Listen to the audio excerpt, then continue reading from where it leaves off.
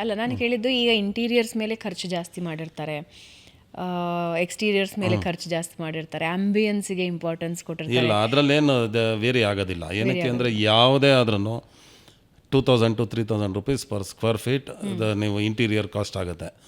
ಏನೇ ಮಾಡಿ basic cost. ಈಗ ಫ್ಲೋರಿಂಗ್, ಸೀಲಿಂಗ್ ಅಥವಾ ವಾಟ್ ಎವರ್ ಆಂಬಿಯನ್ಸ್, ಪೇಂಟಿಂಗ್ ಎಲ್ಲದನ್ನು, ಆ್ಯಂಡ್ ಕಿಚನ್ ಎಕ್ವಿಪ್ಮೆಂಟ್ ಎಲ್ಲದೂ ಅಷ್ಟೇ ಹಾಗೆ ಆಗುತ್ತೆ. ಏನು ಕ್ವಾಲಿಟಿ ಏನೋ 202 ಗ್ರೇಡು, 304 ಗ್ರೇಡು ಸ್ಟೀಲ್ಸ್ ಬರುತ್ತೆ. ಅದರಲ್ಲಿ ಏನೋ ಒಂದು ಚೂರು ಉಳಿಸಿದ್ರೆ ವೆರಿ ಮಿನಿಮಮ್. ಅದು ಬಿಟ್ಟರೆ ಇನ್ನು ಫರ್ನಿಚರ್, ಫಿಕ್ಸ್ಚರ್ಸ್ ಅದರಲ್ಲಿ ಏನಾದ್ರು ಕಾಂಪ್ರಮೈಸ್ ಒಂದು ಚೂರು ಮಾಡ್ಕೊಂಡ್ರೆ ಅಷ್ಟೇ.